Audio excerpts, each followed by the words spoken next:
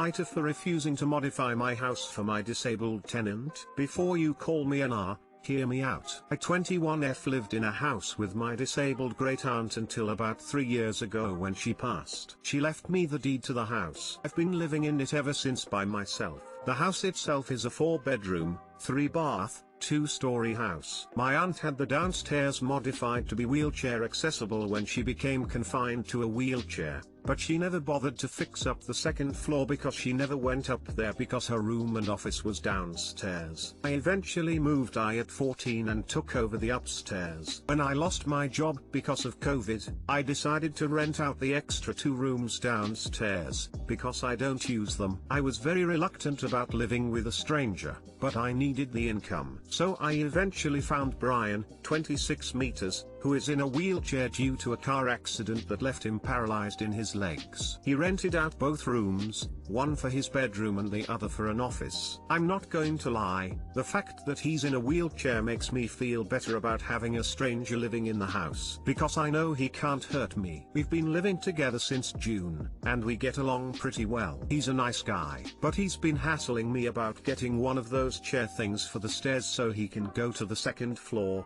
but I've been refusing. I told him that the downstairs is wheelchair accessible, so there's nothing he can get upstairs that he can't get downstairs, and that the upstairs is my space and he doesn't have a right to go up there. I think I'm NTA, but my brother disagrees. AITA !//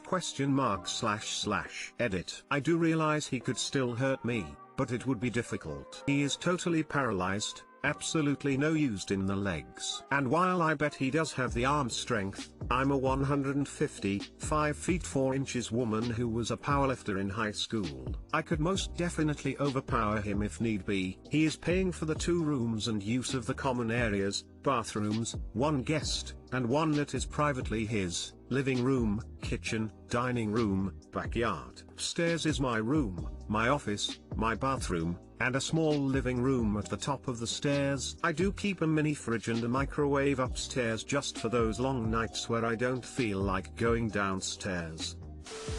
If there's nothing upstairs he needs, if he has access to the kitchen, bathroom, bedroom, etc. on the main floor, and you've said the upstairs is your personal space, I say NTA. It's your house. I don't know about the laws etc. where you are, but in my opinion, if it's your personal space like your room, your office, your bathroom, he has no reason to go up there anyhow. Maybe you need to make it really clear to the tenant that he will not have access to the upstairs rooms and the rental agreement does not include that space, and that is the end of it. Get it in writing if you haven't already. Tell him outright he and any of his guests are not allowed up there, otherwise sounds like you may get an uncomfortable surprise one day. He seems to be confused and therefore keeps asking. NTA.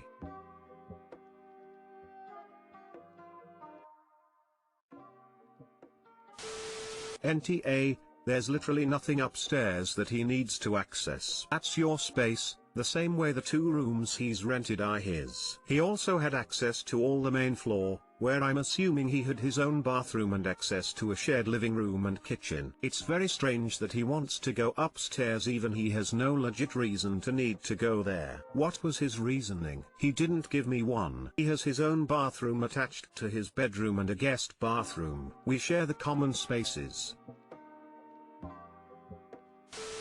NTA. He rented the 2 rooms downstairs and common area access. But please contact a lawyer to make sure you are in the clear. Edit. Thank you for the award, kind Redditors!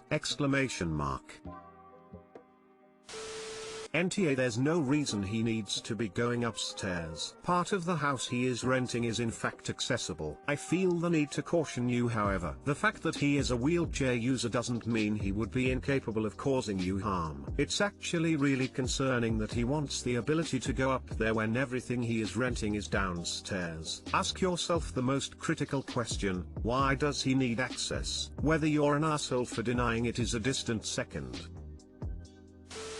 AITA for refusing to pay the medical bills for my roommate's son after he had an allergic reaction eating my cookies. My roommate's son, Sam, 4M, is allergic to strawberries. He gets an allergic reaction only if he eats them. I recently made a batch of strawberry shortcake cookies. Some of them were in a jar in the top shelf. She mostly works remotely, but sometimes she will have to go to the office for a few hours.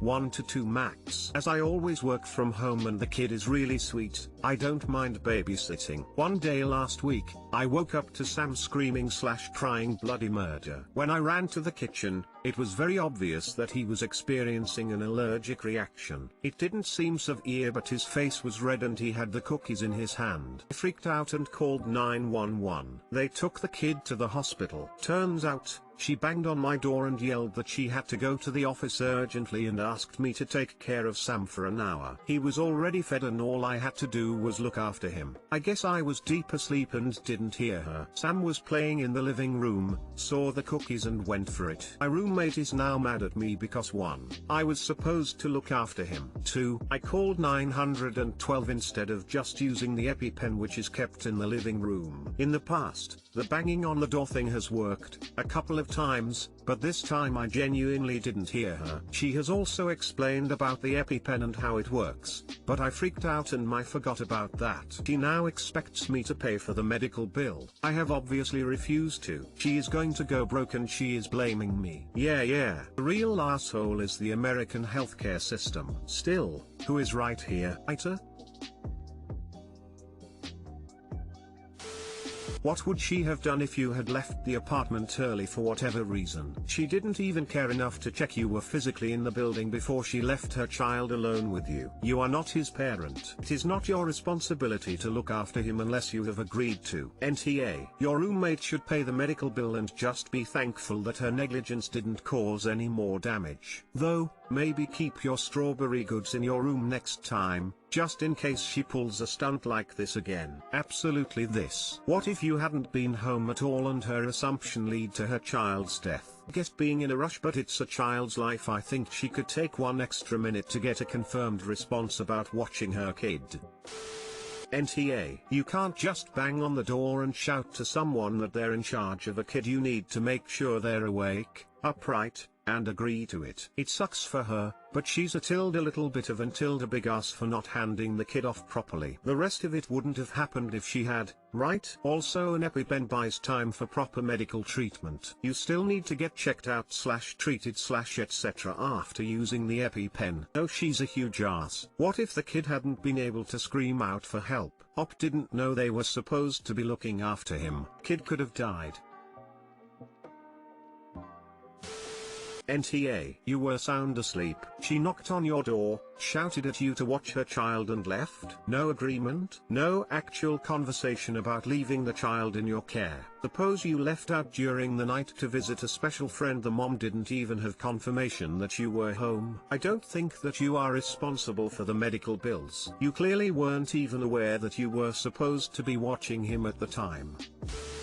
NTA. She didn't get a confirmation from you, she shouldn't have left. And even if you had used the EpiPen, you'd still need to have him checked out by a doctor. This is real life, not a movie. Unless you're a chronic allergic RxN person, there are some of us, who have to use Epi a lot. You must get to medical care after use. Additionally, ingesting an allergen can result in a reoccurring RxN that needs ongoing care. Let's also throw in that this kid managed to clamber to a top shelf to get a cookie that was clearly a no-no.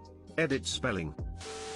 AITA for rolling my eyes and walking away when my daughter scolded me of forcing her to abort when she was 18. When my daughter, Lily, was 18 and a freshman, she got pregnant. I sat her down and talked to her. Being 18, she had a very fairy tale view of life. I told her that I couldn't afford to help with a baby as I had 2 more children to take care of. She could either drop out and use her college fund or she would have to work. I promised her that I would help her, but at the same time, there are limits. While I wouldn't mind babysitting, I also work full-time and she needs to consider daycare costs. I told that I would help her as a grandparent, but she will be the primary parent, not me. My sister had a 2-month-old then and she lived nearby. I sent my daughter there for 2 weeks and asked her to shadow my sister, i.e., she slept when sis slept, awake when sis was awake, she had to change diapers, she can clean things etc. Felt that it was a win-win situation. She will either realize how much work babies are and opt for adoption/abortion, or she will chooses to keep the baby and she will know what to expect. I guess she got freaked out about how she would have to do all this plus work/study. In the end,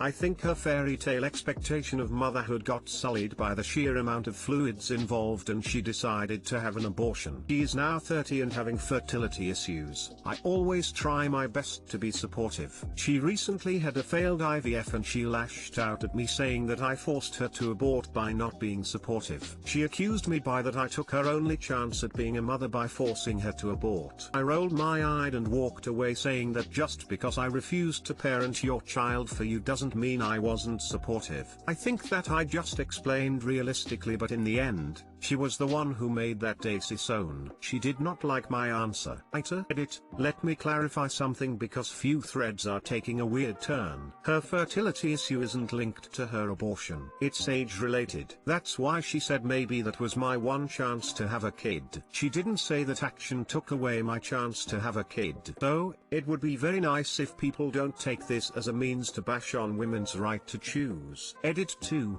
Some of the comments are astounding. Guys, women don't magically become barren when they turn 30. I am not willing to reveal medical details here. All I can say is that with her condition, it was possible for her to have children when she was younger and it's very hard now.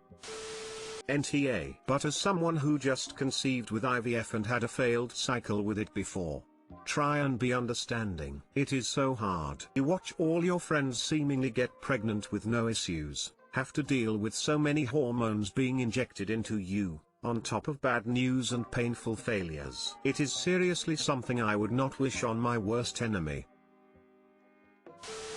NTA, you didn't force anything other than for her to see reality. Her current fertility issues have nothing to do with abortion, unless it was some kind of back alley. Honestly, she doesn't sound mature enough even now to be a parent. NTA, you didn't force her. In my opinion, you gave her a very realistic way of seeing what it would be like, and she made her own choice. Yeah, I actually think the daughter is super lucky that she had that opportunity. My mom always said I should nanny full-time for a newborn, 2-year-old, and child with developmental disabilities while in college, to see the realities of having a child. I nannied for an autistic 2-year-old and dang, it really put parenthood into perspective. NTA, she got a reality check at age 18 and didn't want to cash it in. That was her choice, not yours. There is also a huge gap between 18 and 30, and while it is more and more normal for women to start a family in the early 30s, you did not make her wait that long and run into possible fertility issues. Hope everything works out for you and your daughter. Good luck. From my understanding, 30 is pretty young to be having age-related fertility issues anyway. No one could have foreseen it.